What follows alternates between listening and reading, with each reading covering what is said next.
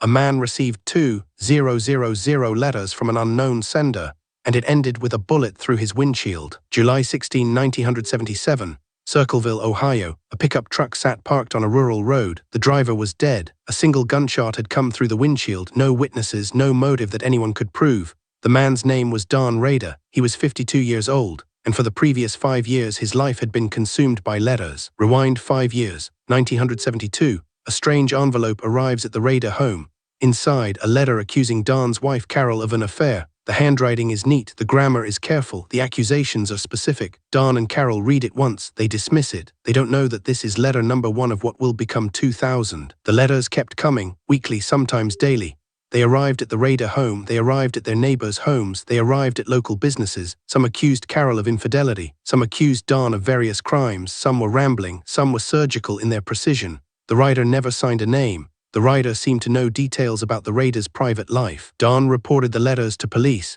The Circleville Police Department opened an investigation. They found nothing, no fingerprints that matched anyone in their system, no obvious suspects. The handwriting was disguised enough that experts couldn't narrow it down. Meanwhile, the letters continued. The harassment was systematic, it was relentless, and it was destroying Don Rada's mind. The Radas weren't alone. Other families in Circleville reported receiving similar letters. The writer seemed to have a sprawling knowledge of local gossip, affairs, debts, and secrets. Some theorized the letter writer was someone inside the town government, someone with access to records, someone who moved through the community without suspicion. The letters became the obsession of Circleville. In 1975, Don Rada's frustration boiled over. He became convinced that a local woman named Mary Gillespie was the letter writer. Gillespie denied it. Don couldn't prove it, but his accusations became public. They circulated through town. Mary Gillespie's reputation was damaged. She denied everything. The letters, however, continued coming. Mary Gillespie was arrested. She was charged with harassment. The case went to trial. The evidence was circumstantial, but Circleville wanted closure. The jury convicted her. She was sentenced. The town believed the mystery was solved. Don Rada believed he could finally have peace. Then the letters started arriving again. While Mary Gillespie was in custody, while she was in prison, the same handwriting, the same accusations, the same knowledge of local secrets. Don Rada's hope collapsed. He had accused an innocent woman. The real letter writer was still out there, and now Don had made an enemy. Investigators reopened the case. They looked at the new letters, they compared them to the old ones. The handwriting was consistent. The writer was still active, still angry, still targeting the Radas. The police had no new leads. The FBI was brought in. They used the same techniques they'd applied to other anonymous letter cases. Nothing worked. Years passed, the letters continued. Don Rada's marriage deteriorated. His reputation in Circleville was damaged. He'd accused a woman publicly of a crime she didn't commit.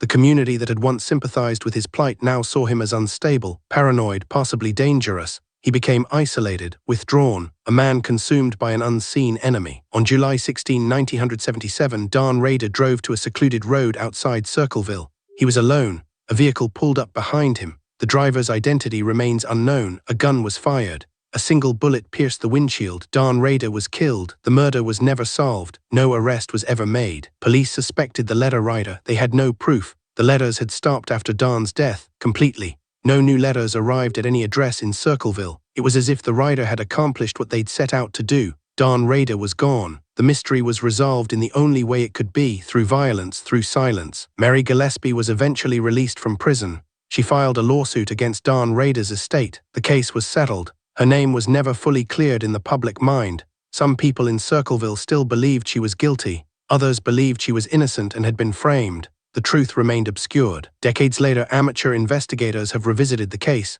They've examined the letters. They've studied the handwriting. They've interviewed people who were in Circleville at the time. Theories have emerged. Some point to someone within the local government. Some suggest a disgruntled employee. Some believe it was a personal vendetta rooted in an affair or a business dispute. No definitive answer has ever been found. The Circleville letter writer remains unidentified.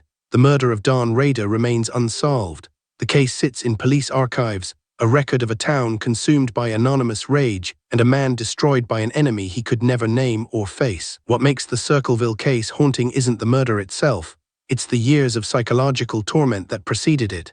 It's the way a community turned on a man who'd already been victimized. It's the possibility that the killer was someone Don knew, someone who walked past his house, someone who sat beside him in a diner. The letters stopped, the writer disappeared, and the question that remains unanswered is whether the letter writer and Don's killer were one and the same, or whether Don Rada simply made an enemy he couldn't afford to make. The Circleville letter case remains one of America's most puzzling unsolved mysteries. Cold case units occasionally revisit the evidence. New forensic techniques are applied, but decades later, no breakthrough has come. The Rada's identity may never be known. Subscribe for weekly deep dives into unsolved cases that still haunt us, mysteries that history hasn't solved yet.